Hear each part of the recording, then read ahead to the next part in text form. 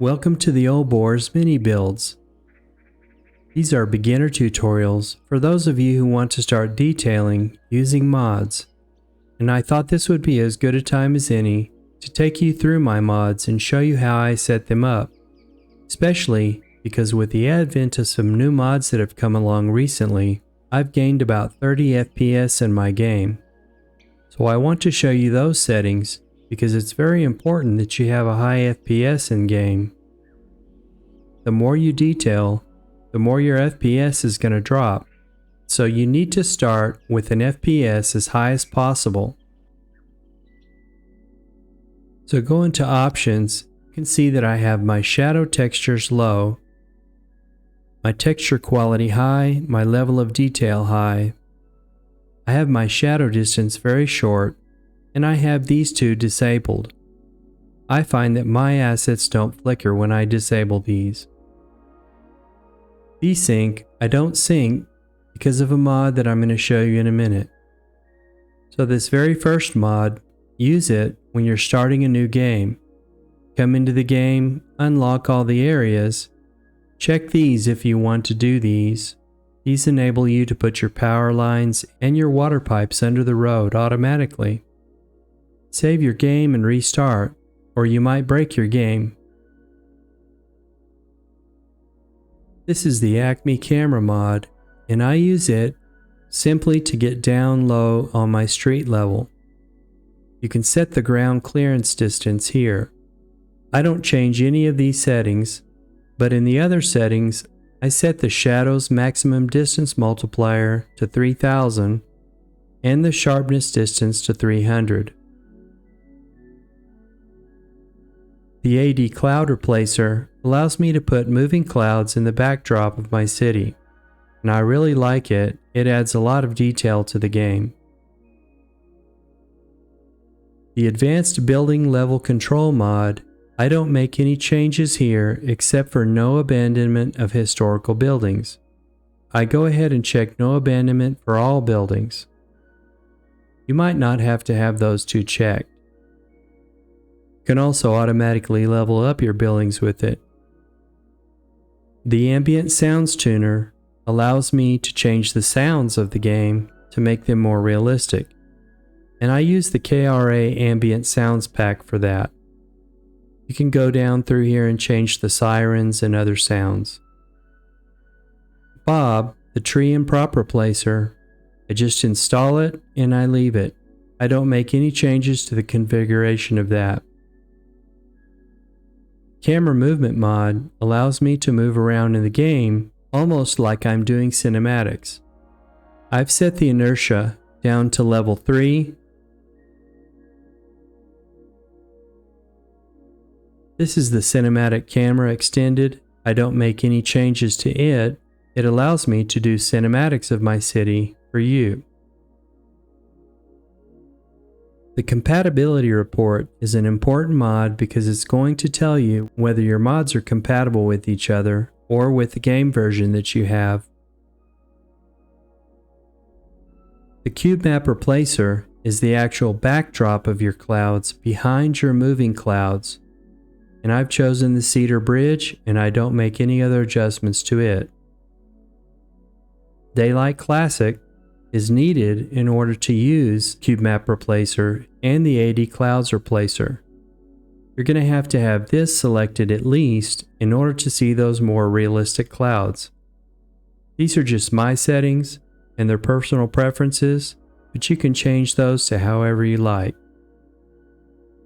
Dynamic Resolution is also an important mod to me because I like a higher resolution game.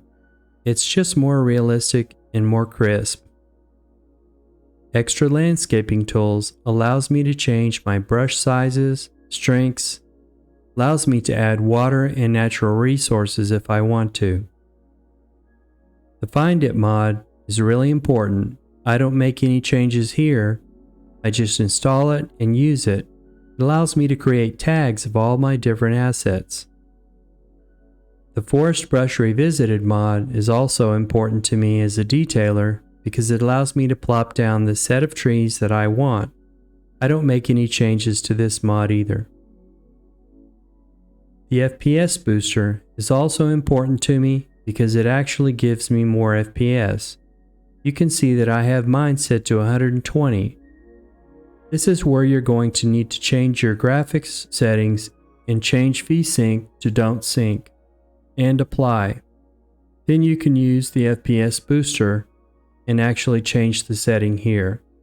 This will depend on the power of your computer. The Harmony mod is a necessary mod to running most all these other mods, and I don't change anything here. If you wanted to create a conflict report for any of your other mods, you could do that and then print it out. The Hide It mod is very important to me because I can hide a lot of things in the game that I don't want to see in my interface. For example, the chirper button, the radio button, etc. You can also eliminate sounds that you don't want in the game. Here's a great aspect of the mod. You can eliminate all these assets in the game. You can also take away sprite decorations, which are the little grass tufts that sometimes come in with your map theme. And you can take away all the ugliness of the game. Grass fertility, dirty water, oil area, etc. The Line tool is a detailing mod which you saw in the previous video how to use it. I don't make any changes here. The Loading Order mod is a very important mod because it's going to load Harmony first, which makes the game run more efficiently. It also loads all of your other mods in an order that uses RAM more efficiently. And secondly, it comes with a tool that I've used quite a bit, and I'll show you a bit about it now. This is called the Load Order Tool 2. A great thing about this mod is you can create profiles of cities that you haven't played in a long time. You can load that city back into your game with all of its assets and mods. The mods pane just shows me my mods, and it's going to tell me if I have any minor issues with any mods. So if we were to click this and then go to compatibility report, it's going to tell me that the mod has minor issues. And the only minor issue with this is that the author has retired, future updates are unlikely. So I'm going to use the ambient sounds tuner until I have a conflict with it. If I scroll down, I'm going to see a mod that I'm using right now to sort my mods in the options window. This is Sort Mod Settings, and it has a major issue. So let's see what it says. This mod is stable and compatible with the current game version. The successor of the mod would show here if I had an internet connection, and the successor has too many things that I don't want to use. The mod is no longer supported by its author and is now depreciated.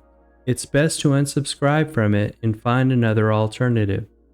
Even though this says it has a major issue, I'm needing it for this video. I might unsubscribe to it after I get done here. This is my asset collection. You can sort here. You can also click the icon to take you to the Steam workshop.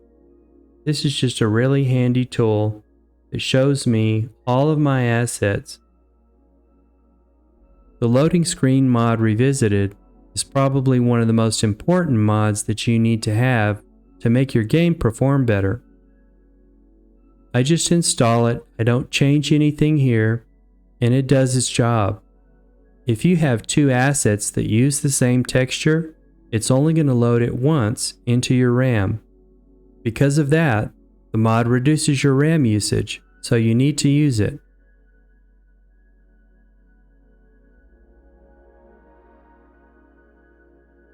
The Move It mod is important for detailing. I don't make any changes here as well. I just install it, and then I can move trees and props and things around in the game. Network Anarchy is also an important mod.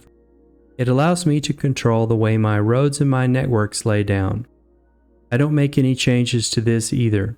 I just install it and use it. The Network Multi-Tool is one of my favorite mods. It allows me to do a lot of things to my networks. It's just a really great mod. You'll see me use it throughout the series. I load it, I don't make any changes here, except for Show Only in Unified UI. No problem notifications basically takes all the little icons out of your game that show up as you're playing. I don't make any changes here.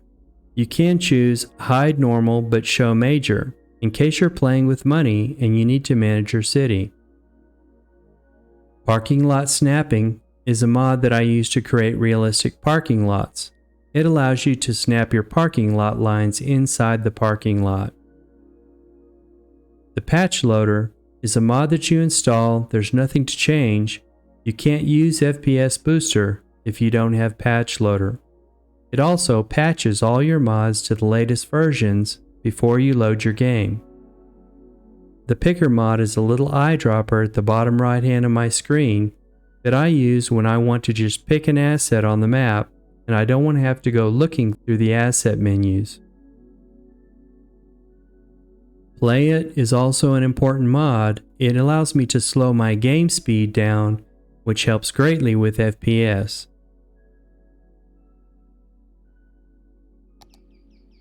This is the Play It mod, and you can see that I'm playing at a game speed of 0.6.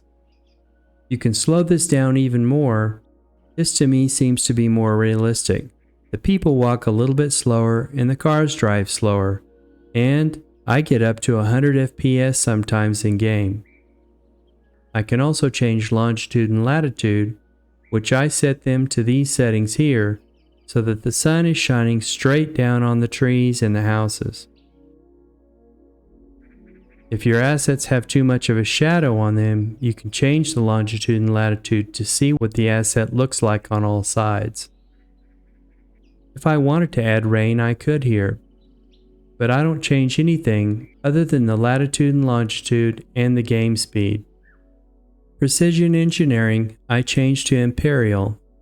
It allows you to see how many units and what angle you're laying down your networks. Prop Control is a mod that you learned a little bit about in the previous video. It allows me to put props anywhere that I want to. The prop visibility is also an important tab. With Enable Adaptive Visibility Distances checked, you're going to give yourself more FPS. Railway Replacer allows me to change my train tracks and my railway props in the game with something way more realistic, Railway 2. I have an entire series that you can watch on that. Rico Revisited, which is Ploppable Rico Revisited, allows you to plop down houses and other buildings and assets in the game. I do make a few changes on this tab. You can read through those and follow those according to how you want to play. I can also ignore low land value complaints and too few services complaints with the mod. As a detailer, I don't want to see those. The Transparent Selectors mod allows you to change the transparency of your selector.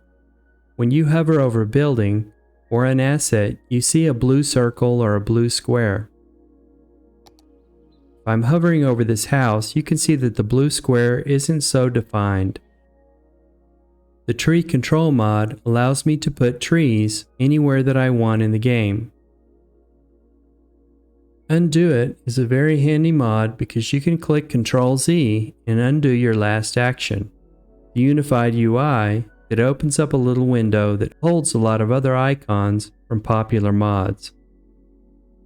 Visibility Control is part of a suite of mods which includes Tree Control, Prop Control, and Line Tool. But with the Visibility Control mod, you can actually change the LOD distances of different things in your game. I haven't changed any of this either. I just leave it as it is.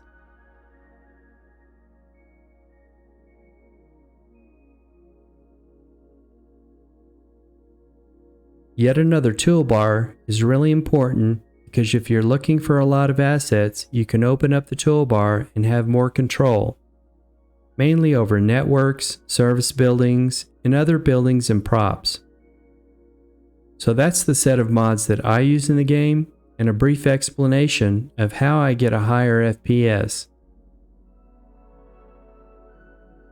So thank you for watching The Old Boar Plays City Skylines.